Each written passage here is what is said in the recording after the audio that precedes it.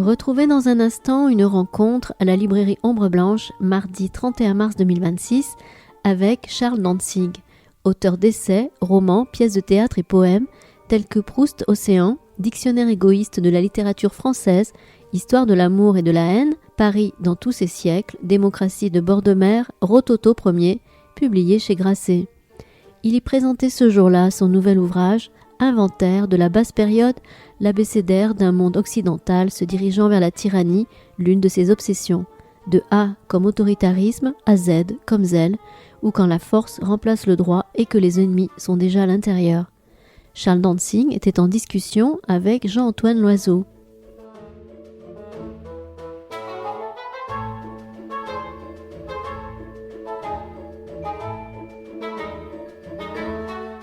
Eh bien, bonjour à toutes et à tous. Très heureux de vous rencontrer, de vous retrouver pour accueillir Charles Dantzig qui va évoquer au cours de cet entretien un inventaire de la basse période aux éditions Grasset. Je cherchais dans ma mémoire Charles Dantzig. La dernière fois où nous nous sommes vus, c'était ici même à Ombre Blanche, c'était en 2010-2011, c'était pour Pourquoi lire, un livre que j'avais trouvé à l'époque très stimulant, assez formidable, et celui-là, et tous les autres entre-temps, voilà, il est aussi stimulant. Inventaire de la basse période, vous êtes Charles Dantzig, donc éditeur, mais auteur de romans, d'essais, de poésie, de théâtre, de nouvelles, voilà, vous avez beaucoup, vous couvrez, et notamment directeur de collection. J'ai tout fait sauf me présenter à la mairie de Toulouse. Ah. Vous avez hésité, non ? Je pourrais. Je suis à moitié toulousain, je pourrais. Et notamment directeur d'une très belle collection qui s'appelle Le Courage. J'ai eu l'occasion d'interviewer il n'y a pas longtemps Alexandra Fritz, qui est là, que j'ai vu tout à l'heure, oui, qui a publié un très très beau livre au passage qui s'intitule Néander. Voilà. Et donc aujourd'hui, Charles Dantzig, vous évoquez Inventaire de la basse période. Vous ne parlez pas d'époque, mais de période. Alors ça va de Adam et Ève à Zèle, Adam et Ève, jusqu'à Z comme zèle, donc le dernier mot évoqué. Vous aviez publié en son temps aussi les dictionnaires égoïstes de la littérature mondiale, dictionnaire égoïste de la littérature française également. Pourquoi avoir choisi cette forme d'abécédaire finalement pour évoquer cette basse période dont on va parler abondamment? C'est vraiment un livre très, très stimulant, je le redis, où à la fois il y a des analyses politiques, des anecdotes personnelles parfois, des aphorismes, l'art de la formule, peut-être un hommage au passage au XVIIIe siècle, je ne sais pas s'il y a un peu de ça aussi, cette culture du XVIIIe, cet esprit du XVIIIe. Au XIIIe, peut-être au XIIIe. Surtout oui. Parce que je me disais en arrivant que dès la huitième ligne de mon livre, on trouve la basilique Saint-Cernin. C'est ce que j'ai remarqué, oui, je me suis dit aussi, oui. Et c'est dédié à Sidoine Apollinaire, alors là, on remonte encore plus dans le temps. Là, on remonte au 5e siècle, parce que Sidoine Apollinaire, enfin, on en parlera peut-être après, mais pour vous me posez la question du dictionnaire, en fait, le dictionnaire, c'est... les gens pensent que l'ordre alphabétique est un ordre, alors qu'évidemment, c'est une folie. C'est un faux ordre. Mais ça rassure, parce que c'est ABCD, on a appris ça à l'école, donc c'est très rassurant, un dictionnaire. Mais en réalité, les dictionnaires, c'est une forme qui permet de dire, et je l'ai expérimenté dans 2 ou 3 livres déjà, vous l'avez dit, de dire des choses très subversives. Et il est de tradition que les auteurs de dictionnaires soient contre la tradition. Voltaire a écrit des dictionnaires et Voltaire était tout à fait subversif. Je me demande s'il était Toulouse de Cahors, mais Belle... que vous évoquez ? Il est Toulouse, non ? Alors, je ne sais pas, il y a...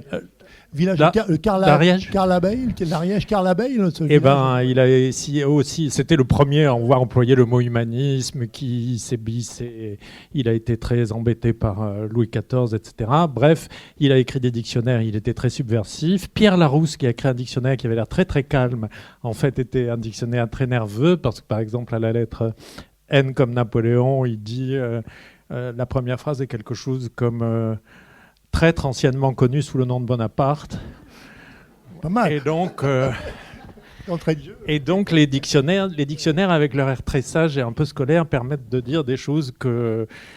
Parce que vous savez, il y a une phrase de Stendhal qui me plaît beaucoup, qui est « Il est très difficile de bien écrire, supposons que j'écrive bien, sans offenser mortellement le pouvoir. » Et donc, il faut cacher ça sous l'air bien sage du dictionnaire.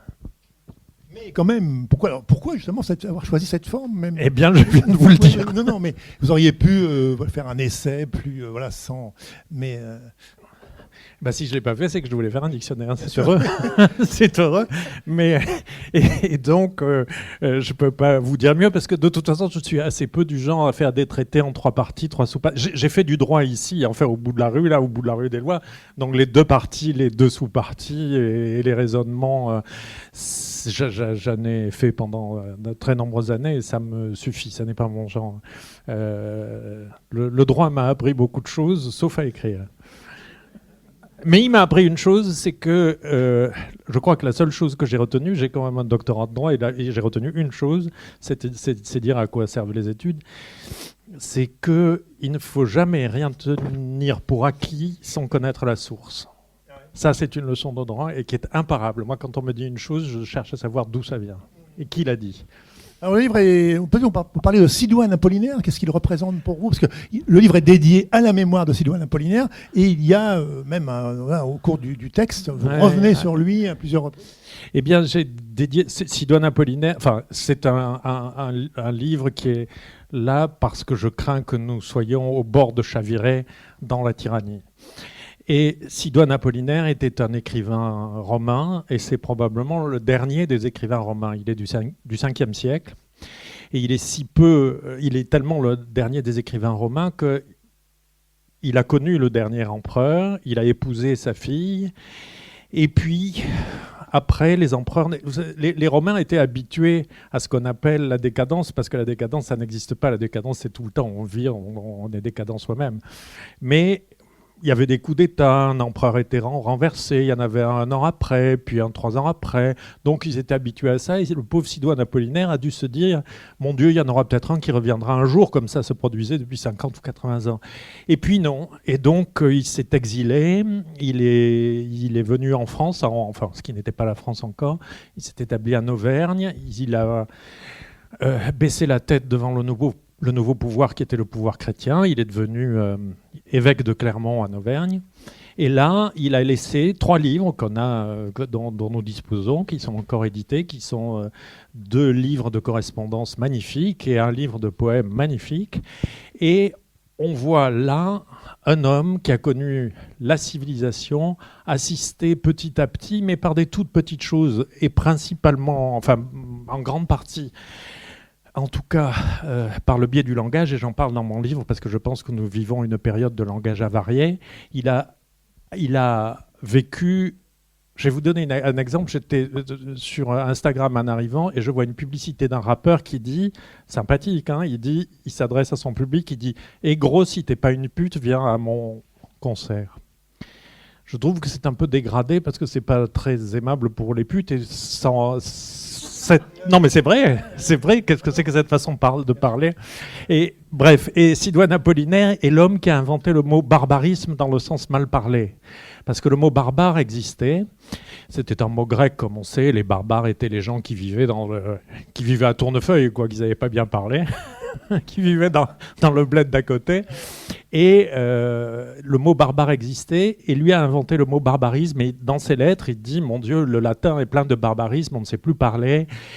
Et le langage, c'est important parce qu'il ne s'agit pas de bien parler, de parler élégamment, on sait que le langage structure la pensée, et moi, je crois que qui parle mal pense mal. Et il a vu tout ça, ce pauvre Sidoine Apollinaire, et lui, il a vu les barbares arriver. Les barbares qui venaient de l'extérieur, les Goths, les Ostrogoths, les Vandales, il a vu ces gens-là. Et je pense que nous, la différence, c'est que la barbarisation approche est même là, mais que pour la première fois peut-être dans l'histoire de ce qu'on appelle l'Occident, les barbares sont à l'intérieur. Ils ne viennent pas de l'extérieur. Il n'y a pas de Vandales, il n'y a pas d'Ostrogoths, il n'y a pas de Visigoths. Encore les Visigoths qui étaient ici n'étaient pas les pires. Mais c'est pas très mystérieux ce que je dis. Les Vandales, c'est-à-dire ceux qui cherchent à... Je crois qu'il a existé un système poético-politique, et je dis poétique, vous allez savoir pourquoi, qu'on appelle l'Occident, qui est un terme très vague, il vaudrait mieux dire l'Ouest d'ailleurs, après la Deuxième Guerre mondiale, et tout d'un coup, les démocraties libérales, en gros c'était ça, ont décidé de s'unir. Et l'idée assez poétique, c'est que ça n'était lié par aucun lien de frontière, puisque ce qu'on appelait l'Occident, ou en tout cas les démocraties libérales, c'était aussi bien l'Australie que la Grande-Bretagne, que le Japon, que les États-Unis, très bien, et il y avait une entente. Et cette entente, elle est attaquée par qui ? Par Trump, par Orban, par Meloni, de l'intérieur. C'est la première fois qu'on voit ça. Et donc, c'est peut-être encore plus dangereux. Sidoine Apollinaire, dont les 3 livres, vous écrivez, dont 2 de lettres et 1 de poèmes, devraient être distribués dans les écoles au même titre que le discours de la servitude volontaire de la Boétie aura été la dernière ampoule allumée en Europe occidentale. Après lui, noir jusqu'au Xe siècle. Nous nous trouvons peut-être dans une situation semblable. Trump n'est pas si différent d'un Go romanisé. Son grand-père venait d'Allemagne, qui a tenté de renverser le gouvernement. Un légitime est revenu, et lui aussi. L'Europe s'est laissée humilier par les brutes hongroises ou tchèques. Les ignares technocratiques cassent tout ce qu'ils peuvent. Les premiers centimilliardaires de l'histoire du monde, néologisme créé en 2018 pour les possesseurs de plus de 100 milliards de dollars à titre personnel, recréent un Moyen-Âge. L'inculture règne fièrement sur le monde. Ah, c'est bien dit. Pas mal, ouais. Enfin, vous avez déjà employé un mot, c'était quand même... Nous sommes des barbares. Nous tous, nous sommes des barbares, bien malgré nous, des centimilliardaires, des gens qui sont possesseurs à titre personnel de plus de 100 millions de dollars. C'est une chose aberrante, et c'est la décadence est là aussi. Car ne croyez pas que Sidoine Apollinaire, quand on dit décadence, c'est un mot sentimental. On croit que quand on dit décadence, on mangeait des racines, on se mariait avec des souris, on grimpait aux arbres et on faisait caca sur sa grand-mère. C'est pas vrai. On vivait normalement, on mangeait normalement. Il y avait des milliardaires sous Sidoine Apollinaire. Il y avait beaucoup d'argent. Et en fait, c'est ce qui se passe maintenant. C'est-à-dire qu'il y a des puissances énormes d'argent et nous, pauvres gens, on parle pour rien parce qu'ils s'en fichent, ils ont absolument un pouvoir colossal et c'est vraiment une détérioration considérable de l'état social, me semble-t-il. Est-ce que du coup, est-ce que c'est l'élection de Donald Trump qui aurait été un peu un déclencheur de l'écriture de ce livre, la première peut-être élection, ou est-ce que ça a été... Parce qu'il y a beaucoup de textes sur la tyrannie, il y a des textes sur le trumpisme. La tyrannie, ça m'a toujours intéressé. Vous l'avez écrit déjà. D'abord, j'ai eu une mère. Ah, tout commence. Ensuite, de quoi tout le monde sait ce que c'est la tyrannie. Tout le monde est amoureux ou a subi l'amour. Enfin, il faut pas. Enfin, la tyrannie, c'est mal. On n'est pas bien quand c'est les autres. Mais nous-mêmes, nous pouvons être des tyrans. On sait très bien que l'amour, pour moi, est la première forme de tyrannie. Quand on dit. Parce qu'on se fait aussi une idée assez sentimentale de l'amour. Enfin, l'amour est une gloutonnerie qu'on peint en rose pour dire c'est joli. Mais enfin, je t'aime, qu'est-ce que ça veut dire ? C'est le mot je qui est le premier. Et tu viens après. Si c'est pas moi d'abord, si c'est pas de la dévoration, si c'est pas un désir de tyrannie. Donc la tyrannie est en nous. Il faut se méfier de ça. Et en réalité, oui, la première élection, il se trouve que j'avais écrit dans Le Monde une tribune au moment de la première élection de Trump parce qu'une chose m'avait frappé, je n'avais pas écrit ça à propos de Trump, mais au début de sa première présidence, qu'on pourrait appeler l'an 1 d'ailleurs, qui sait, on avait retrouvé tout à fait par hasard un petit film d'une minute et demie qui montrait les seules images mouvantes et très émouvante de Marcel Proust. On avait de Marcel Proust que quelques photos et on a retrouvé des images que vous pouvez sûrement retrouver sur YouTube quand vous le voudrez, de Marcel Proust sortant d'un mariage à la Madeleine. Et j'avais écrit une tribune dans Le Monde qui s'appelait Trump dans le monde de Proust. Et c'était un peu ça, c'est-à-dire que tout d'un coup, on avait cette espèce de... C'est très curieux, c'est un mélange d'inculture et de brutalité. Un des problèmes contemporains est que nous vivons une période, et je ne dis pas époque, vous l'avez signalé, parce que j'aime pas beaucoup le mot époque, parce que d'une part, le mot époque présuppose que c'est plus long, et en plus de ça, c'est un mot assez réactionnaire, époque. Ah, quelle époque ? Ah, c'est l'époque. C'est vrai que ça connote. Voilà. Et qu'est-ce que je disais ? Vous parliez de Trump, mélange de prom chez Proust. Vous avez écrit un article dans Le Monde. Merci beaucoup. Je suis atteint moi-même par la barbarie. Ce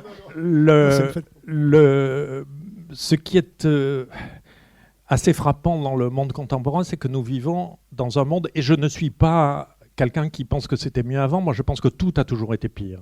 Tout a toujours été pire. Sauf qu'il y a des manières de protester et de se battre contre. Eh bien, nous vivons un moment ou une période où l'ignorance n'a plus honte. Et ça, c'est extrêmement frappant. C'est extrêmement frappant. Moi, vous probablement, quand j'étais petit, que j'entendais une chose que je ne savais pas, j'étais mortifié de ne pas le savoir et je me précipitais sur un manuel, un dictionnaire, je posais des questions, je voulais savoir ce que c'était. L'ignorance était une chose atroce. Maintenant, aucune importance. Et c'est même plutôt une qualité. C'est même plutôt une qualité d'être ignorant parce que, et c'est pour ça que les populistes sont très dangereux parce qu'ils ils font semblant de s'adresser à ce qu'ils appellent le peuple. Évidemment, ils le méprisent. Regardez comme la semaine dernière, ça c'est pas dans mon livre, Giorgia Meloni, la présidente du Conseil italien, figlia del popolo, la fille du peuple, etc., et qui avait fait un discours, moi je suis formidable, je suis une femme, je suis une chrétienne, je suis une catholique, je suis du peuple. Et bien avec tout ça, elle a perdu un référendum voté par le peuple, et bien elle est restée au pouvoir.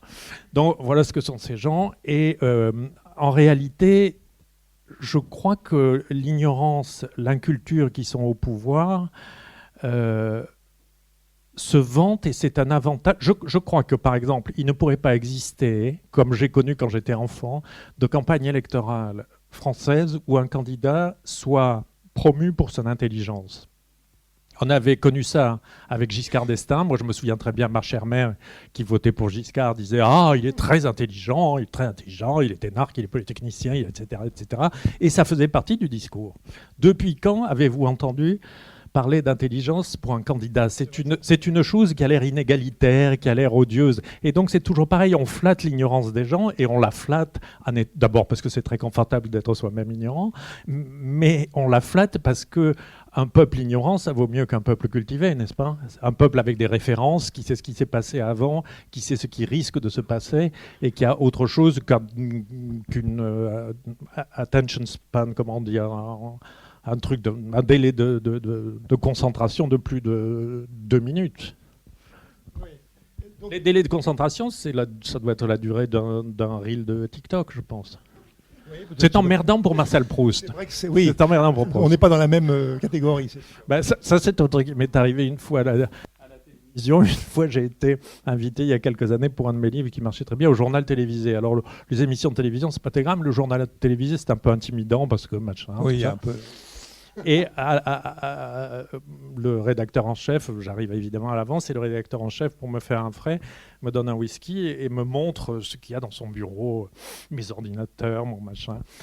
Et il montre un ordinateur sur son bureau avec des courbes comme des courbes de température de différentes couleurs. Et c'était, m'explique-t-il, les audiences de TF1, France 2, moi j'étais sur France 2, France 3, etc., les unes après les autres. Et donc il y avait des pics comme ça, minute par minute. Ils ont des audiences minute par minute. Et là, il me dit à un certain moment, ah, vous voyez, là, hier soir, on a été un petit peu plus bas. Ça veut dire que les gens ont fait moins attention, faites des phrases courtes. Évidemment, ça m'a terrorisé. Et c'est là que j'ai fortement pensé à Proust. Faites des phrases courtes, monsieur Proust. Longtemps. Mais à ce point-là. Et vous savez, pour ce livre-ci, il y a quelques semaines, j'étais à la Grande Librairie. Et à la fin de la Grande Librairie, Augustin Trapenard me dit c'était bien, blablabla, etc. Et on était 5 invités. Je lui dis, tu sais, 5, c'est quand même pas mal. Il me dit, tiens-toi bien, on essaie de m'en imposer un 6e. Oui, parce que si ça fait plus de pam-pam, plus de ça va vite, plus de. Comment ils disent pour des punchlines. Donc, voilà, c'est ça. C'est-à-dire. Et c'est des choses de temps, c'est-à-dire que ces gens-là, ces tyrans nous manipulent par la crétinerie, mais nous manipulent par le temps aussi. Cette espèce de hâte permanente fait qu'on n'a pas le temps de réfléchir. Il n'y a pas si longtemps, je voyais sur YouTube une émission de télévision d'il y a 30 ou 40 ans, en noir et blanc, une émission de télévision italienne, avec Maria Callas, Lucchino Visconti, c'est pas mal. Et j'ai oublié le troisième. Et le présentateur de la télévision dit Madame Callas, que pensez-vous de ceci ou cela? Et voilà, Callas qui se met à parler pendant 5 minutes sans être interrompu. Ah oui. Maintenant, on vous fusille. Parce que justement, il ne faut pas s'attarder, il ne faut pas faire de raisonnement. Et je le dis dans mon livre, il y a une chose que je crois très importante et catastrophique, c'est que nous vivons dans un monde de mots. Moi, on me pose souvent la question, vous êtes écrivain, alors vous aimez les mots. Je n'ai que mépris pour les mots. Les mots, ça n'est rien. Les mots, c'est des clous, c'est des vis, c'est des boulons, c'est des choses à ma disposition qui ne sont rien en soi. C'est une superstition de penser qu'un mot a une valeur. D'ailleurs, il y a des mots de sens extrêmement... il y a de la magie dans la croyance dans les mots, par exemple... On peut dire, tiens, je me disais ça l'autre jour, j'entendais parler encore en italien, flaque, le mot flaque qui a l'air tellement assorti à ce qu'est une flaque, comme ça, ce truc un peu qui a l'air de remettre le pied dans l'eau déjà. En italien, ça se dit pozzangara. Alors en quoi ça ressemble à une flaque? Donc les mots, ça n'est rien. Et on vit dans un monde de mots, d'autant plus que nous vivons dans un monde de réseaux sociaux. Ils sont pas Twitter, tous, ils sont pas tous mauvais, mais enfin, Twitter, par exemple, c'est un médium qui a été inventé pour 140 signes par message. Maintenant, c'est un peu plus, c'est 280. Que voulez-vous dire avec 140 signes par message? Sinon, vous tapez dessus. Donc, on a créé un monde de mots où on se fiche, où une humanité de 6 milliards de personnes, ou 8, je ne sais pas combien on est, se donne des coups de poing dans la figure à longueur de journée. Un écrivain est là pour casser ça. Je pense qu'un écrivain, c'est quelqu'un qui fait des phrases contre les mots. Voilà. Justement, vous dites... chapitre mots, les mots ont été inventés pour mentir. Comment ? Il est si manifeste que qui commence une phrase par « sincèrement » est insincère. Moins on a d'idées, plus on a de mots. Quand le mot s'allonge, l'intelligence traîne. Un écrivain est quelqu'un qui n'a que dédain pour les mots. Il tord le cou à leurs mensonges au moyen de phrases. Après, c'est une citation de Vaugelas que vous... « J'ai une certaine tendresse pour tous ces beaux mots que je vois ainsi mourir », écrit Vaugelas à propos du verbe « magnifier » dans les remarques sur la langue française. Eh bien, près de 400 ans plus tard, magnifier n'est pas tout à fait mort. Les mots sont comme de grands poissons qui sortent le dos de l'eau, puis plongent et ressortent. On a vu réapparaître inopinément, avec les ordinateurs, la session a quitté inopinément. Il a redisparu. Il reviendra peut-être. Orthographes aberrantes, déformations communes, raccourcissements systématiques. Si les clous étaient d'aussi mauvaise facture que les mots, plus un tableau ne tiendrait au mur. Le Brésilien dispose de 300 mots pour désigner la couleur de peau. C'est peut-être un raffinement de racisme. Un mot oublié est à raviver en notre basse période. La bigoterie triomphe, moins dans les clergés, trop occupés de sexualité, mais dans cette Silicon Valley qui passait pour l'avenir dans les années 2000. Hélas, elle l'était. À Oxford, en 2025, un cofondateur de Twitter et un cofondateur de Pinterest intervinrent dans un colloque intitulé « Ne vous endormez pas tout de suite. Se reconnecter avec le sacré dans un monde guidé par la technologie ». C'était l'intitulé du colloque. Le mot le plus atroce, presque. Ah oui. Les anti-woke sont affolés parce que les choses changent et qu'elles sont désignées par des mots nouveaux. Ils transforment ces mots en sarcasme. Je vous interromps un instant là, c'est que justement, c'est très bien de revivifier des mots l'autre jour, et pour dire que Internet n'est pas si mal, est à disposition sur Internet, sur le site de la Bibliothèque nationale, un dictionnaire du moyen français où je vais feuilleter de temps en temps, et c'est le français des années 1300, les Jacobins et Saint-Cernin, à 1500, et j'y cherchais le mot arroi. En grand arroi, on disait ça encore sous l'Ancien Régime. Le grand arroi, je trouvais ça très... On trouve ça dans les pièces de Racine qu'on apprenait à l'école, etc. Eh bien, il existait un verbe arroyer. Eh bien, je trouve qu'arroyer, ça voulait dire rehausser, arroyer. Eh bien, on pourrait s'adresser à tous ces gens à tableau Excel et écran plat branchés sur LCI qui nous gouvernent et leur dire « arroyer nos démocraties, messieurs ».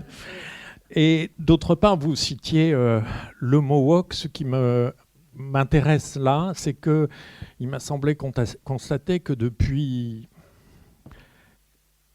peut-être 25 ans. Je crois qu'il faut une génération pour que les idées s'imposent. Il faut vraiment une génération entière. Depuis 25 ans, tous les mots, toutes les choses qui servent à être un peu plus décent, un peu plus humain, un peu plus tendre, un peu plus attentif aux faibles. Moi, je suis tout à fait pour la faiblesse. Moi, je suis contre la force. Et je pense que la décadence commence avec l'admiration de la force. La force est une horreur. D'abord, nous sommes tous faibles et il faut défendre les faibles, puisque nous le sommes. Et rien de bien dans le monde n'a été fait par la force.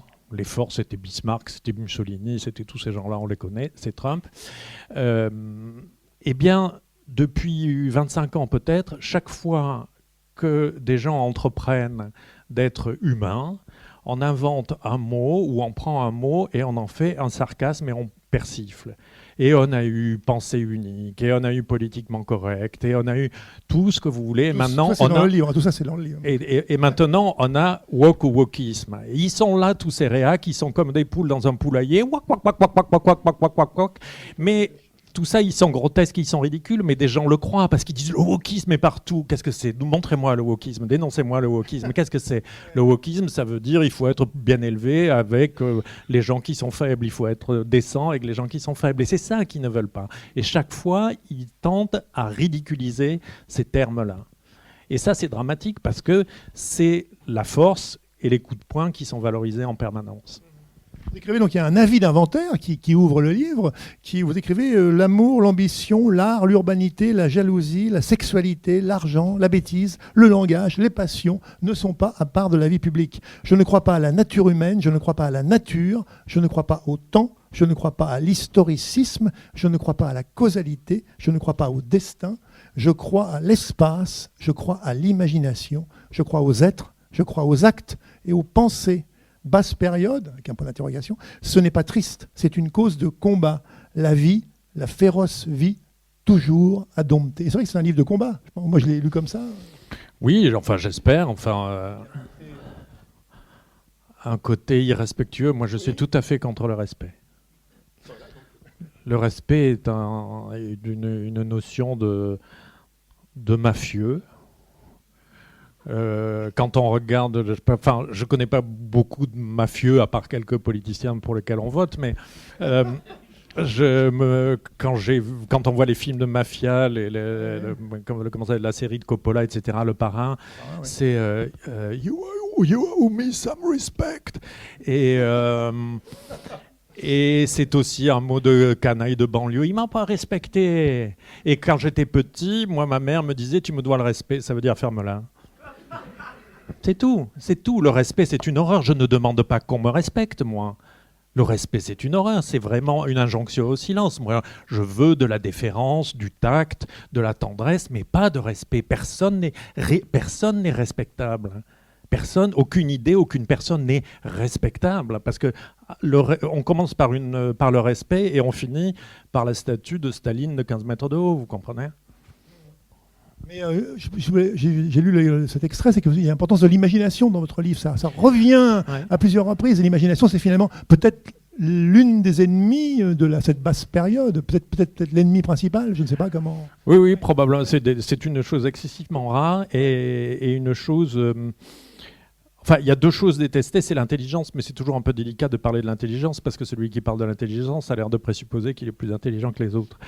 Mais l'imagination est particulièrement détestée en ce moment, et parce que l'imagination, c'est une chose excessivement compliquée, mais simple dans ses effets. Par exemple, je pourrais vous donner, ça fait 3 fois que je parle de Proust, après je divorce avec lui et je n'en parle plus, mais je suis sûr qu'il va revenir. Il y a une phrase dans La recherche du temps perdu, magnifique, où le narrateur dit « L'or gras d'un soleil de province ». Pensez à associer le mot or et le mot gras, pour le soleil, c'est un acte d'imagination considérable. Évidemment que je n'ai pas expliqué, puisque l'image est une condensation et qui s'explique par elle-même. Et l'imagination, c'est ça, c'est rapprocher 2 images pour faire comprendre une chose qu'on ne comprenait pas avant. Et comme évidemment, la tyrannie en marche refuse qu'on comprenne. Elle ne veut pas l'imagination. Et c'est pour ça en particulier que la fiction est en grand danger en ce moment, parce que la fiction est un mode de compréhension excessivement intelligent des choses. Je pense qu'on comprend beaucoup mieux ce qu'a pu être une certaine ambiance de province en 1850 en lisant Madame Bovary qu'en lisant 15 volumes d'histoire qui sont au demeurant existants. Encore que l'histoire, les historiens sont un peu des rêveurs de causalité. Et puis les historiens, je m'en méfie un peu parce que oui, tous ces types qui écrivent sur Napoléon se prennent un peu pour Napoléon, vous comprenez ? Et donc, je crois que la fiction permet de beaucoup mieux comprendre parce qu'elle ne dit pas, elle n'explicite pas les choses, mais elle les condense. Regardez comme par exemple, Stendhal dans Le Rouge et le Noir décrit sans le décrire, sans le nommer plutôt, parce que nommer était très, très dangereux à l'époque, un complot ultra, c'est-à-dire d'extrême droite, sous le règne de Charles X. Eh bien, il ne le dit pas, mais tout le monde a compris qu'il parlait de ça. Et la fiction en ce moment est assez abaissée parce qu'il y a une injonction au réel. On nous parle de réel en permanence. Il faut que la littérature parle du réel. Mais qu'est-ce que c'est le réel ? D'où la formule d'après une histoire vraie qui revient tout le temps dans les... Quand je vois d'après une histoire vraie, oui, je sors du film. Voilà. On me dirait d'après une histoire fausse. Alors là, j'en parle, bien sûr. Eh bien, cette injonction au réel, qu'est-ce que ça veut dire ? Le réel de madame qui est peut-être toulousaine, qui est au premier rang ici, n'est pas le réel d'une dame qui en ce moment est à Marseille en train de regarder un match de volley. C'est pas, chacun a son réel. Donc, quelle est cette espèce d'injonction, le réel ?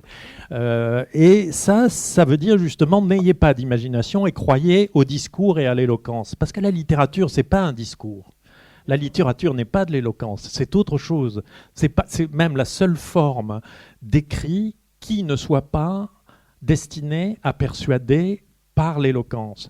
La littérature publicitaire, la littérature politique, la littérature commerciale, la littérature historique, tout ça, ce sont des objets à intention qui sont éloquents. La littérature, c'est tout à fait autre chose.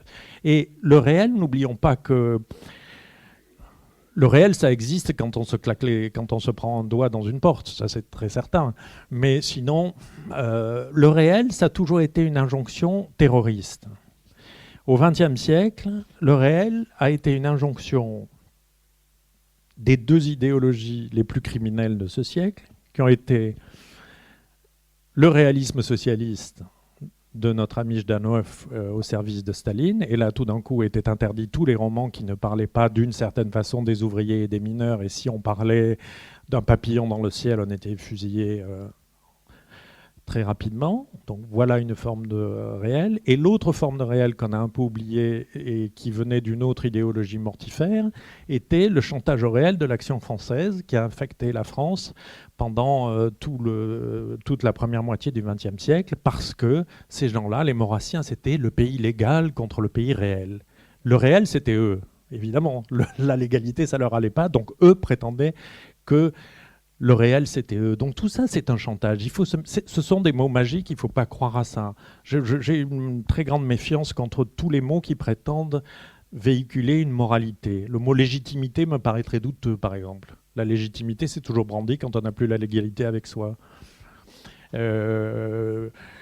Mais vous savez, il faut faire attention à tous les mots qu'on emploie. Vous parliez tout à l'heure de ça, par exemple, le mot fraternité en soi. Ah, comme c'est bien la fraternité. Mais j'en parlais à Cain et Abel l'autre jour, c'est pas si sûr. L'essayiste et romancier Charles Dantzig, autour de la parution chez Grasset de Inventaire de la basse période, lors de sa venue à la librairie Ombre Blanche, mardi 31 mars 2026.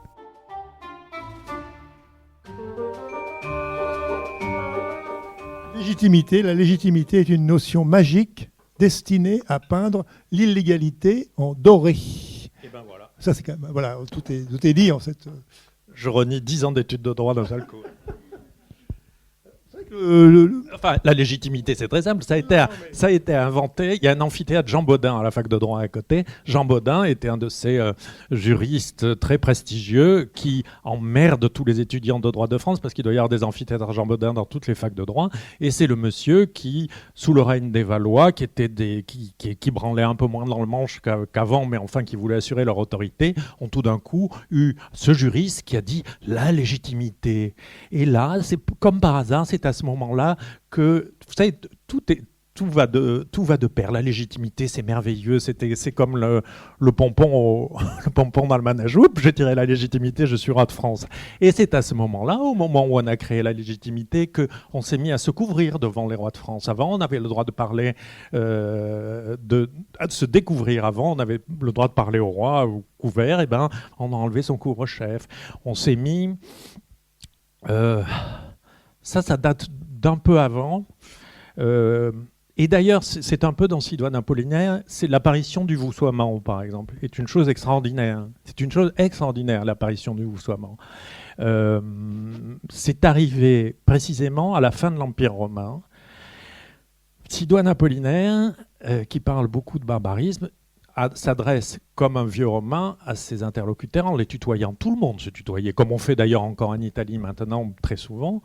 On s'adresse et automatiquement on se dit tu. On parlait à Jules César, on lui disait tu. Et puis, à la fin de l'Empire romain, et ça c'est arrivé subrepticement avec la chrétienté, on s'est mis à employer le vous.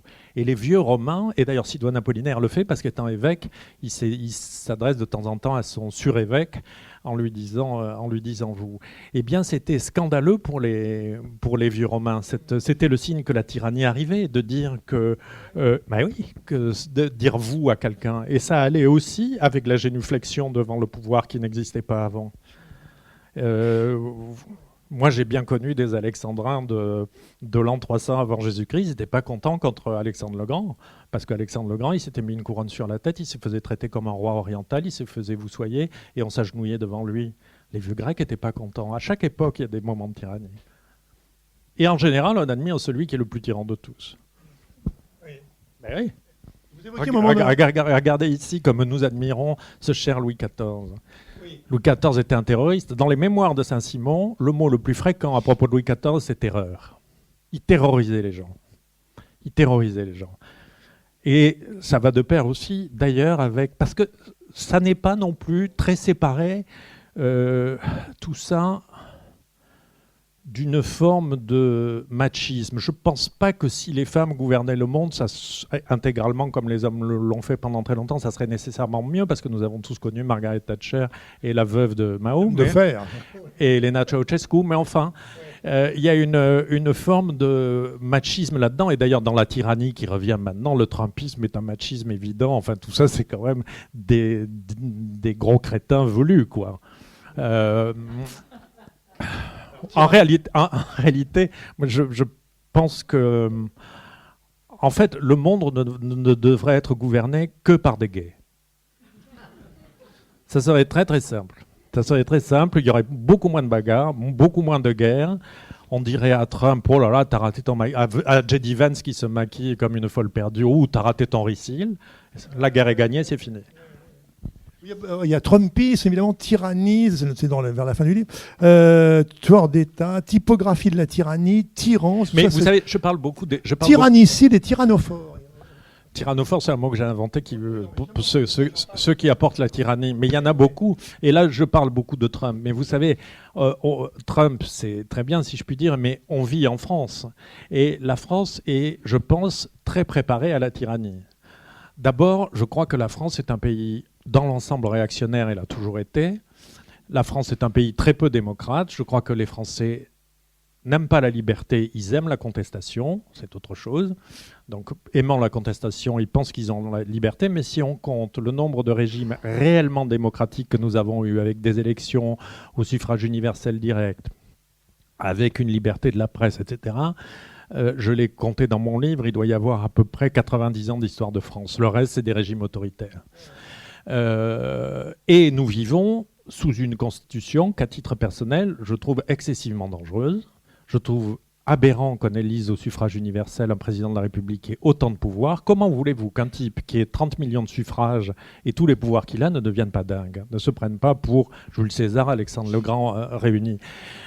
Non, mais c'est très dangereux. On a fait ça, enfin c'est le général de Gaulle qui a fait ça supposément pour les autres. Alors comme de Gaulle était dingue, de toute façon ça n'ajoutait pas grand-chose avec... Il a eu beaucoup de qualités, mais enfin il y avait aussi un côté hystérique dans le général de Gaulle qui était quand même très, très frappant. Il faisait des caprices, il faisait des colères, il y avait un côté drag queen dans le général de Gaulle. Un peu.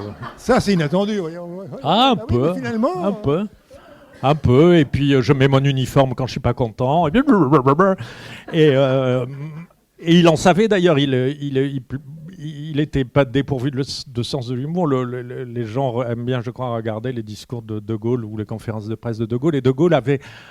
Quand on l'écoute, il a une forme d'humour de sa génération. Il a une forme d'humour de type qui a été amené par sa famille, qui était une famille conservatrice du Nord, pas très intelligente, et qui allait voir du théâtre de boulevard à Paris le dimanche. Et donc, il avait cette forme d'esprit de boulevard, là, en fait, en réalité. Et comme 40 ans après, on l'oublie, on pense « Oh, quel esprit brillant !» Pas du tout, c'est l'esprit des comédies qu'on avait sur le théâtre de boulevard. Bref. Et de son époque. Oui, il avait un humour de son époque. Mais... Bref, on était habitué au saut d'humeur du général de Gaulle. Mais cette élection du président de la République au suffrage universel me paraît aberrante. Le droit de grâce me paraît une aberration, un résidu de pensée magique et monarchique incroyable. Pourquoi donne-t-on le droit de grâce au président de la République? Pourquoi? Quelle est la raison rationnelle pour ça?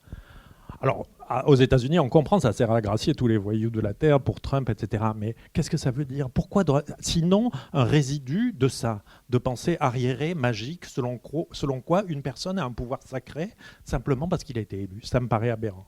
Ça me paraît aberrant que l'article 16 de la Constitution permette au président de la République de décréter un état d'urgence où il est chef tout seul en France. Par-dessus le marché...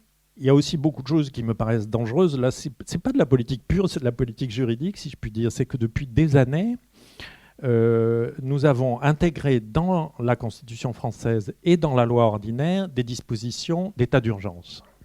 Oui. Les états d'urgence ont été inventés par ce Premier ministre un peu à grand nez et un peu con comme Cyrano de Bergerac qui s'appelait Dominique de Villepin. Il a sorti...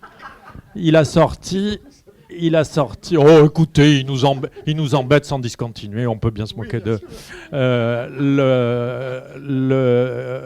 Il a ressorti un état d'urgence à 2005. L'état d'urgence n'avait pas été utilisé depuis la guerre d'Algérie. On pouvait comprendre, il y avait des bombes dans Paris, il y avait des attentats, qu'un état d'urgence soit déclaré au moment d'une guerre, on comprend. Mais pour 150 gamins qui brûlaient des vieilles voitures en banlieue, on a sorti un état d'urgence. Et depuis, les dispositions de l'état d'urgence de Villepin ont été en partie intégrées dans la loi.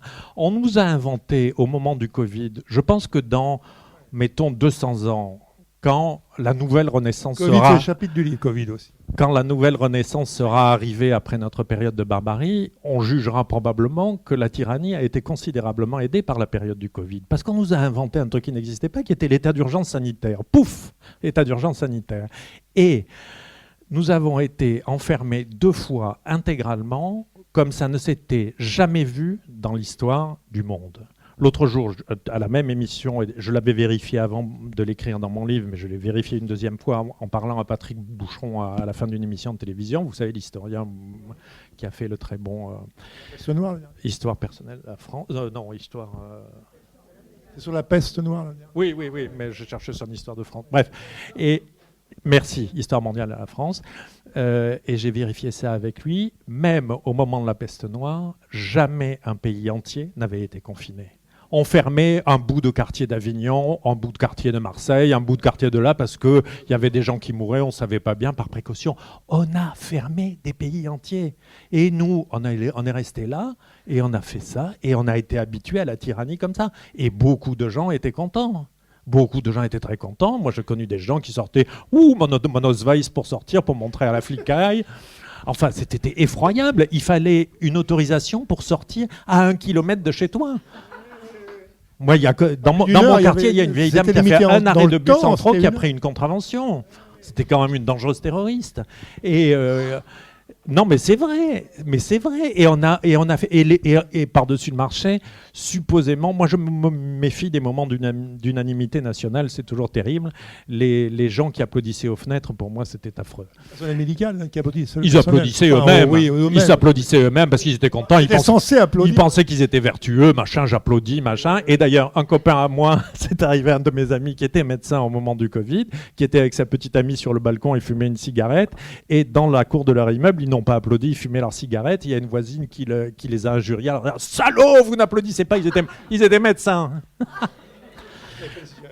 Donc, mais là, je plaisante, mais enfin, on a été habitué à être enfermé 2 fois pendant plus d'1 mois sans rien dire. On est prêt à tout, ça arrive demain, on est prêt à tout. La France est cuite, et puis les discours et les mots. Entendez, enfin, déjà, une chose qui m'a paru très choquante à la première élection de Macron, c'est que Macron a remonté les Champs-Élysées dans une voiture militaire. C'est la première fois qu'un président de la République faisait ça. Le général de Gaulle, qui avait fait ce qu'il avait fait quand même, il avait fait des choses pas trop mal, il était allé à Londres, etc. Il n'a jamais éprouvé le besoin, même pendant la guerre d'Algérie, de remonter les Champs-Élysées en voiture militaire. Et voici que King Kitoy Macron joue aux soldats, mais c'est scandaleux symboliquement. L'emploi perpétuel du mot chef. Les Français veulent un chef. Moi, je ne veux pas de chef. Un démocrate n'a pas de chef. Un démocrate a des représentants. On vote pour eux. Ils font le boulot qu'on leur demande. Mais c'est vrai. On n'a pas de chef à avoir. Ce discours, l'infection du mot autorité en permanence. L'autorité. Il y a un problème, effectivement, avec l'autorité, c'est qu'il y en a trop. Il y en a trop. J'ai décompté dans mon livre le nombre de policiers en France qui a augmenté de... J'ai donné le chiffre, je les ai un peu oubliés, mais par rapport à la Troisième République, il y a 160% de plus de policiers en France. Je veux bien que nous soyons 160% plus voyous, mais j'en suis pas tout à fait sûr. En 1950, effectif de la police nationale. Alors je vais dire, la police est l'institution qui ne lâche pas les origines. Paris est la ville du monde occidental où l'on voit le plus de policiers. Allez à Rome, à Madrid, à Londres, à Bruxelles, à Amsterdam, vous en serez frappés. Paris a l'air d'une capitale sud-américaine de coup d'État. En 1950, effectif de la police nationale en France, 70 000 personnes. De la gendarmerie, 16 000 personnes. En 2022, police, 150 000, gendarmerie, 150 000. Soit, en 1950, 86 000 personnes pour surveiller et protéger 42 millions d'habitants. Et en 2022, 300 000 pour 68 millions. Si la proportion avait été respectée, nous aurions eu 140 000 policiers et gendarmes en 2022.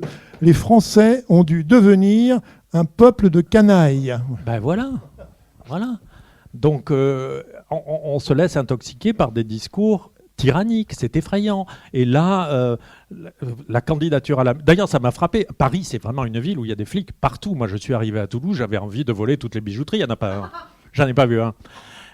Il y en a de temps en temps quand même. Bon, j'ai vu des policiers municipaux qui s'arrêtaient pour acheter une crêpe au coin de la place du Capitole. Ils sont plutôt cool. Mais Paris, et d'ailleurs aux élections municipales à Paris, c'était tellement amusant de voir...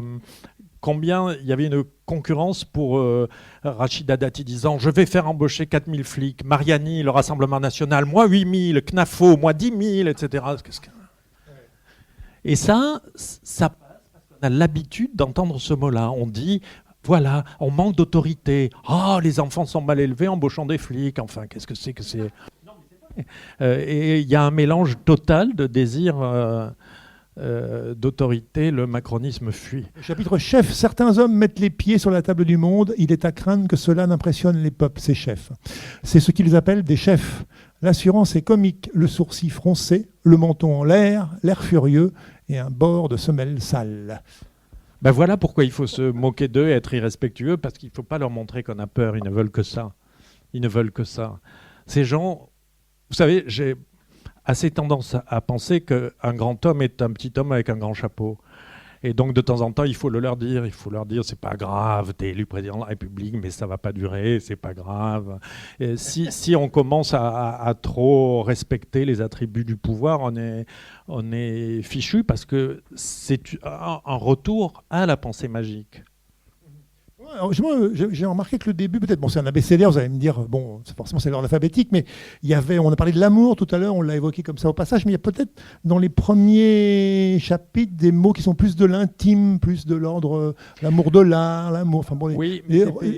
Voilà, je ne sais pas si c'est fait exprès. C'est tout à fait fait exprès, parce que, et c'est pour ça que l'ordre alphabétique est un faux ordre, comme je le disais tout à l'heure, c'est que j'ai fait exprès parce que je dis des choses déplaisantes, visiblement. Parfois, ou en tout cas brusque, et je ne voulais pas entrer directement là en disant ce que je viens de vous dire là, et donc j'arrive progressivement dans les choses. Par exemple, il y a par exemple l'angoisse, l'anthropocentrisme. Je parle d'amour, et dans le mot amour, je dis qu'il y a l'amour de la tyrannie, et j'ai attendu un peu pour pouvoir placer à la lettre D le désir de tyrannie, car je pense qu'il y a aussi un désir de tyrannie, et qu'en ce moment on vit ça. Je ne dis pas cogner, mais on est au bord de chavirer. Vous pensez qu'on est... Alors, oui, c'est donc désir de tyrannie. Non seulement la tyrannie est aimée quand elle est présente, dans la mesure où elle conforte la paresse et la passion de grognonner qu'ont plus souvent les peuples que la pensée d'agir. Mais avant cela, elle est désirée. Ce sont alors l'espoir de vengeance et la vénération de la force qui jouent. Mais vous savez, je pense que beaucoup de gens, et je n'en sais rien, peut-être moi, sont assez disposés à accepter la tyrannie. On a vécu, alors les circonstances étaient un peu particulières, mais enfin pendant 4 ans, sous le pétainisme, un peu comme ça. Alors il y avait des armées étrangères qui occupaient le pays, mais je pense que beaucoup de gens sont prêts à accepter la tyrannie pour eux-mêmes si ça embête un peu plus le voisin. Hélas. Il y en a un que j'aime bien aussi, c'est sur la bêtise. Attendez, je veux que je le retrouve. On ne risque rien à parler de la bêtise. Personne ne croit jamais que c'est pour soi. La bêtise s'habille volontiers de dogmatisme. Le dogme qui est du pensé par d'autres et certifié conforte l'imbécile. Vous savez, la bêtise a un grand avantage, c'est qu'elle est perpétuelle, monolithique, pesante et unique. C'est toujours la même. Ce qu'on voit là, l'espèce de tyrannie qu'on voit avec Trump, on l'a vu, Mussolini, c'était exactement la même chose. C'était un bouffon, gros, ridicule, qui se montrait sur les plages en exhibant ses muscles, comme le fait d'ailleurs Poutine. Tout ça, c'est des trucs, c'est toujours la même bêtise. Et le désavantage de l'intelligence, c'est qu'elle est preste, rapide, légère et qu'elle change tout le temps. Et qu'elle doit toujours revenir en arrière pour dire à la bêtise, bêtise, tu es bêtise. Mussolini, mais vous écrivez, je crois, Charles Dantzig, que le fascisme, c'est toujours en 2 fois que ça se met en place. Oui. Finalement, il y a une première tentative. En tout cas, dans l'histoire, c'est là que Trump fait peur. C'est-à-dire que dans l'histoire, jusqu'à présent, les fascistes ont réussi en 2 fois. La première fois, ils ont toujours fini en tôle ou renversés. Mussolini a fini en prison, Hitler a fini en prison, et c'est la deuxième fois que ça marche. Parce que la deuxième fois, et là on le voit avec Trump, il s'équipe de gens intelligents. C'est-à-dire que c'est des bouffons, c'est des clowns atroces qui sont élus, ils font n'importe quoi, ils renversent les quilles, très bien, ils sont virés. Mais là, moi, j'ai feuilleté le fameux projet 2025, vous savez, du Parti républicain avec lequel Trump s'est fait élire. Je l'ai feuilleté parce que ça fait 1500 pages. Mais il suffit de le feuilleter pour voir que c'est un manuel du coup d'État. Ça explique gouvernement, ministère par ministère ce qu'il faut faire. Ministère de la Santé, il faut renvoyer 4000 fonctionnaires fédéraux. Il faut renvoyer 4000 fonctionnaires dans tel État, dans tel État. Il faut supprimer dans tous les... Donc, en fait, et ça a toujours été comme ça. La deuxième fois, Hitler, c'était le crétin illuminé qu'on connaissait, mais tout d'un coup... les grands entrepreneurs, la famille Krupp, etc., se sont dit, tiens, c'est un crétin qui pourrait nous être utile. Et c'est ça qui est assez semblable à ce qui se passe maintenant, c'est le populisme, ça va très bien avec les milliardaires. C'est l'alliance des gens qui ont des milliards de monnaie avec des milliards de gens qui sont flattés, et je regrette de dire ça, en tout cas je le pense, c'est que c'est très très dangereux parce qu'au milieu de ce casse-noix, il y a les gens raisonnables qui sont les moins nombreux et les moins puissants. Il y a un chapitre aussi populisme qui... vous aviez peut-être prévu, je ne sais pas, peut-être de nous lire peut-être un passage Non, rien du tout, mais en fait... Vous avez pris des notes peut-être, je ne voulais pas vous empêcher. Non, pas du tout, mais en fait je suis affreusement jaloux parce que vous avez un falafel de post-it que moi j'en ai moins que vous. C'est vrai que c'est un livre qui revient aussi, qui met en avant les questions très de masculinisme, qui revient vraiment à l'ordre du jour, ces aspects-là, enfin, le rapport des violences aussi, enfin, qui est vraiment présent dans notre époque, pour pas parler seulement que, bien sûr, de Trump. Non. Mais d'ailleurs, il y a aussi...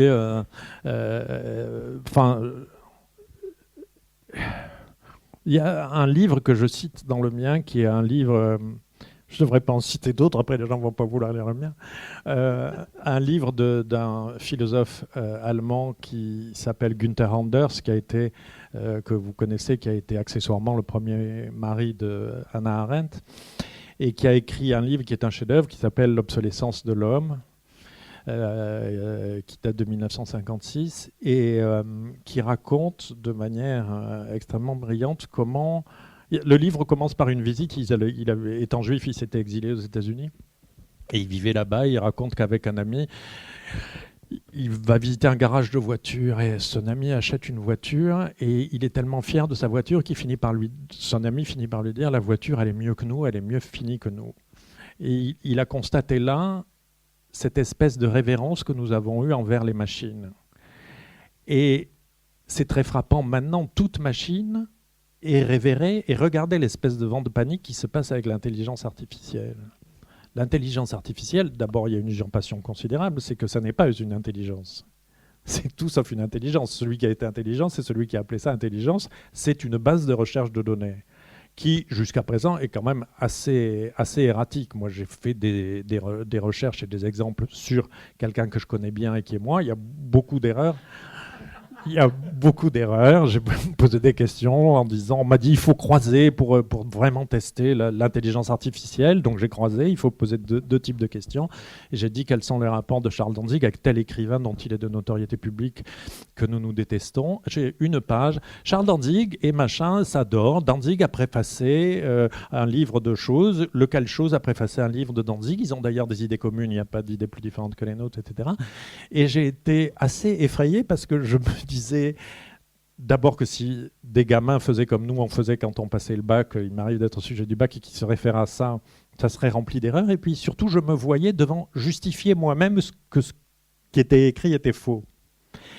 Et c'est pas tout à fait négligeable, ce que je vous dis. Il y a en ce moment dans les cinémas du monde entier un film qui s'appelle Présumé innocent, qui est avec Chris Pratt, qui est un gros costaud qui a joué dans les Jurassic Park, qui est un acteur trumpiste, anti-vax, etc. C'est très bien. Mais c'est un film donc avec un acteur trumpiste qui est produit par Amazon et dont le sujet est, dans un futur très proche, les êtres humains qui seront accusés de quelque chose devront démontrer leur innocence à une intelligence artificielle incarnée par une actrice, j'ai oublié qui c'était, Jackie Sardou, dans le film. Mais tout ça, c'est un film qui marche très bien et qui est une inversion totale du droit. Et des millions de gamins ou d'êtres humains, même des adultes, voient ça et ont dans la tête qu'il faut prouver son innocence. Le droit civilisé, c'est à l'accusateur de prouver la culpabilité. Eh bien, voilà où on est.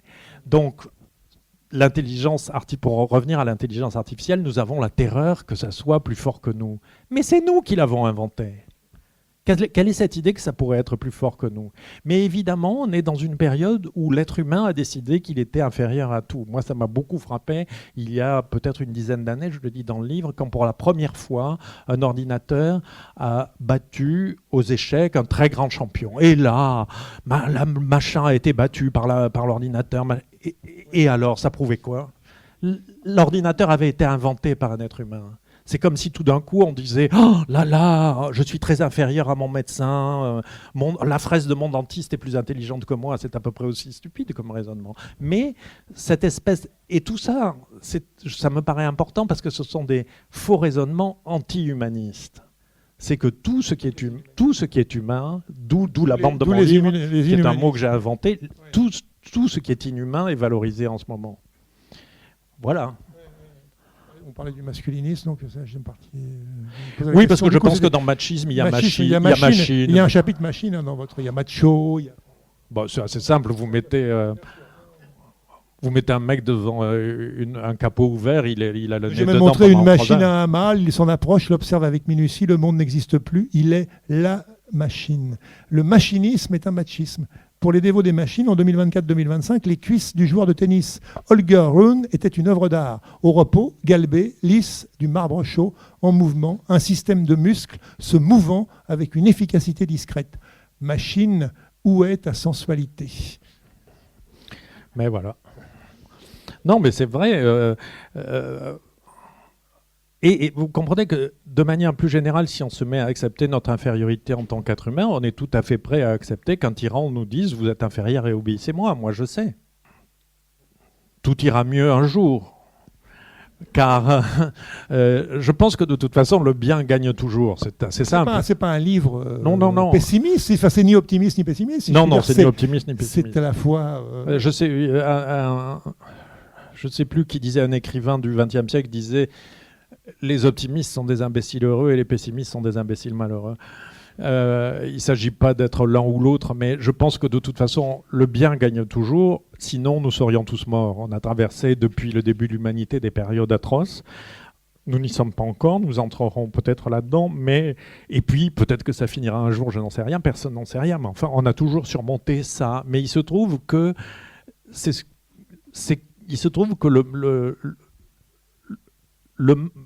mal et bien, c'est des mots un peu emphatiques, mais enfin, que le mal est plus rapide que le bien. Parce que les gens qui pensent à mal sont obligés de penser à mal pour faire ce qu'ils ont à faire. Les gens qui font le bien, ou disons qui sont neutres, comme nous le sommes à peu près tous, on ne pense pas. On fait notre travail, on avance, on va faire ses courses, etc. On avance dans la vie sans intention. Mais eux, ils ont une intention. Donc ils ont toujours 100 mètres d'avance sur nous. Et c'est pour ça qu'on est toujours obligé de courir après ces gens qui sont allés plus vite que nous, parce qu'ils pensent à mal. Les gens qui pensent à mal ont toujours un temps d'avance. Vous écrivez vraiment qui est dangereux. La seule question à se poser dans les temps incertains est qui est dangereux, qui est sectaire, aboyeur, brutal, mais loin du pouvoir. Mais oui, mais c'est ça. Je demandais pas plus tard qu'hier à une amie italienne une bibliographie sur ce qu'on appelle les années de plomb en Italie, qui étaient les années de terrorisme d'extrême droite manipulées par les services secrets italiens et les services secrets américains. Très bien.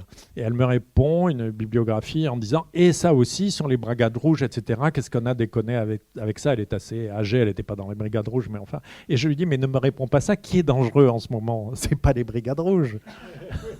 C'est plutôt de l'autre côté, non ? Donc, quand les nouvelles brigades rouges sont dangereuses, on s'excitera de ce côté-là. Mais c'est aussi le jeu permanent des autres de dire « Ah, c'est là que ça va mal ». Et qui l'a pris dans quantité de pays, aux États-Unis, en Hongrie, en Italie, en Argentine, qui en approche en France. Ne crions pas au loup quand le dragon approche. Je regrette d'avoir achevé ce livre parce que je pensais il y a quelques jours que j'aurais pu ajouter un article qui appellerait à la création d'un tribunal international de la cruauté. Il faudrait juger ces gens pour cruauté. Ça m'a frappé, il y a quelques jours, j'ai appris que Milei, le type de l'Argentin, ils ont un avantage, ces gens-là, c'est que leur physique ne cache pas leur atrocité. Ça, c'est un truc... C'est pas Brad Pitt. Donc... L'un a une tête de cadavre qui est tombée dans un pot de terracotta. L'autre, et Milei, il y a des yeux de renard fou, de renard qui a la rage. Enfin, vraiment. Mais ils sont tous comme ça. Et donc j'ai appris que mais c'est vrai, les démocrates, ils ont un peu de ventre, ils ont un peu une tache de jaune d'œuf sur la cravate, comme François Hollande, quoi. C'est pas méchant, c'est pas prestigieux, mais ça va. Hein. Et les autres, évidemment, c'est werewolf. Et bien, Milei a créé dans son gouvernement un truc, pour moi, ça mérite le tribunal international de la cruauté, un ministère du capital humain. Vous croyez que ça existe, ça ? Un ministère du capital humain ? Ça veut dire, être humain, tu es une chose et tu es au service du capital. Enfin, le capital, tout ce qu'on veut, le capital humain. On ne peut pas dire plus ouvertement que les êtres humains sont des esclaves. Un chapitre cruauté, vous auriez pu en effet mettre un tribunal de la... Regardez comme exemple de cruauté, parce qu'évidemment ces gens-là cherchent aussi des boucs émissaires, qui sont en général des gens qui ne sont absolument pas dangereux.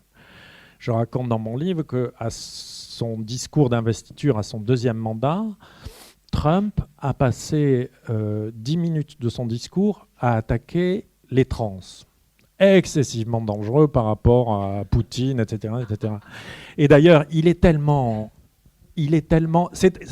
pendant longtemps, son idiotie a caché sa cruauté. Maintenant, ça suffit plus.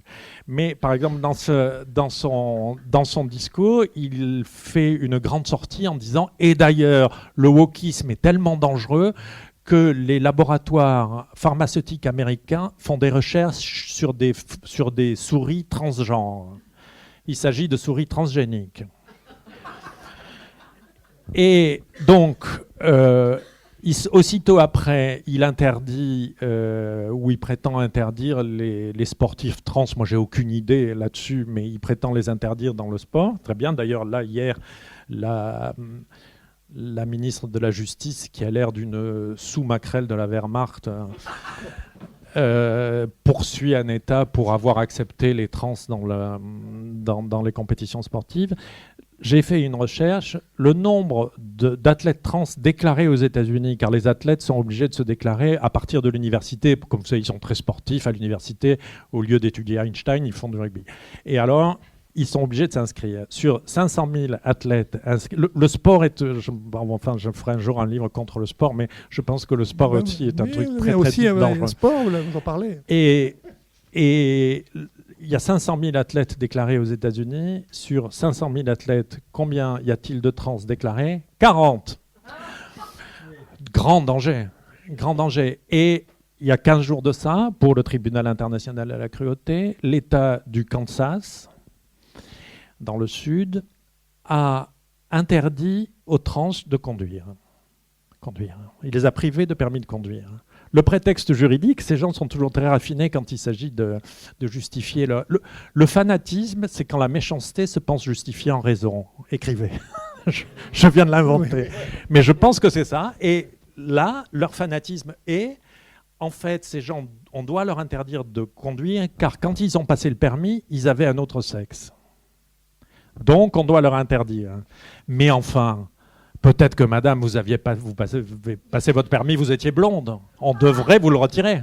Vous voyez ce genre de raisonnement. Donc en fait, ces gens créent des boucs émissaires en permanence pour divertir l'attention du fait qu'eux, pendant ce temps-là, ils vont sur des îles avec des petites filles et des petits garçons, etc., et qui gagnent 1,5 milliard de dollars pour la famille Trump depuis 1 an de présidence des États-Unis.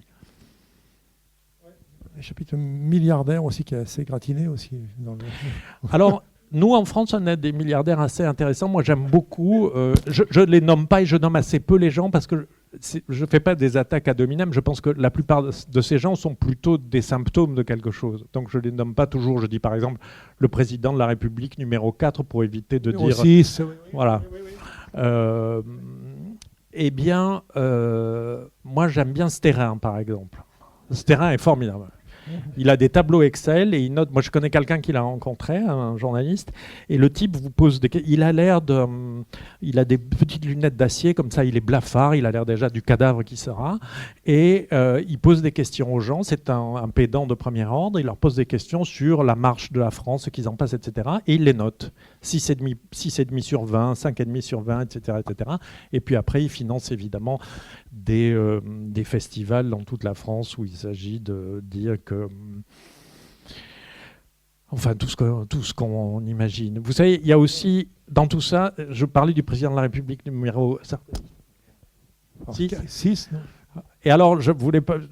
Il y a une chose qui est dans l'ordre symbolique parce que ces gens, au fond, le pouvoir ne se retient plus depuis quelque temps. Et par exemple, la femme de ce président de la République numéro 6.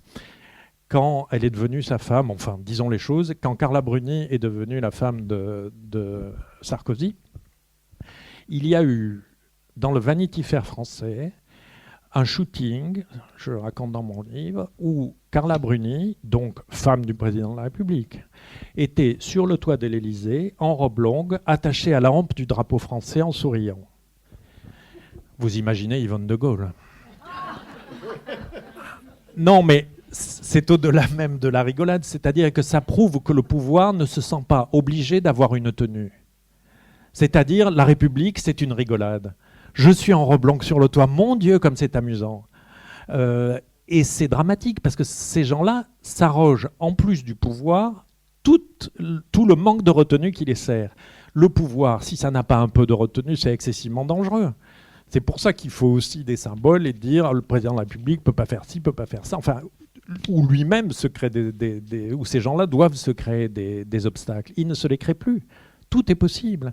La présidente de la République sur le toit de l'Élysée accrochée au drapeau français comme si c'était Broadway. Comment voulez-vous que ces gens-là aient la moindre idée qu'ils doivent se tenir envers nous ? Et il ne s'agit pas, c'est Sarkozy, ça peut être d'autres. Hein, c'est pas, là, c'est un cas, et il y en a, hélas, des tas.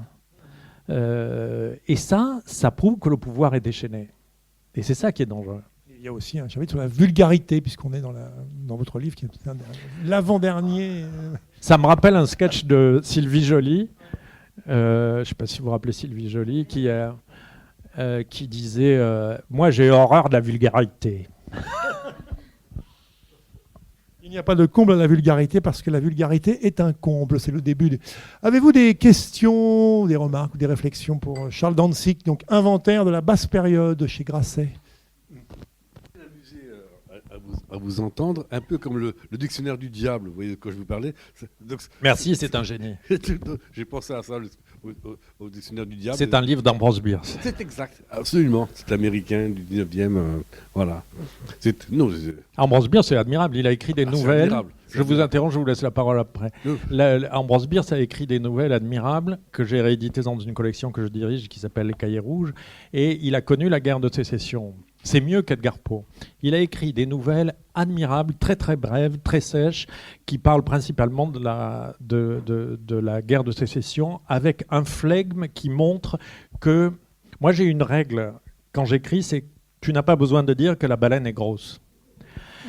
Et Ambrose Bierce applique ça extrêmement bien, c'est-à-dire il montre la guerre, mais il ne dit pas « la guerre c'est mal »,« le sang c'est rouge »,« ça fait mal une jambe arrachée », etc. Il montre les choses avec le plus grand flegme, et par exemple, il y a une nouvelle où il raconte, je m'en souviens, pardon monsieur, ça va prendre juste une demi-heure, où il raconte que pour montrer le sang-froid d'un officier à cheval, au lieu de dire la chose, c'est ce que je vous disais tout à l'heure, la littérature ne dit pas la chose mais l'évoque, il montre ce cavalier à cheval, le bras pendant avec son gant au bout de la main. Juste ça. Et on comprend que le type est une fatuité extraordinaire, etc. etc.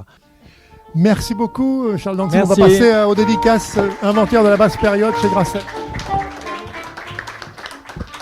Inventaire de la basse période est publié aux éditions Grasset. Vous venez d'écouter l'auteur, romancier et essayiste Charles Dantzig à la librairie Ombre Blanche à Toulouse, mardi 31 mars 2026.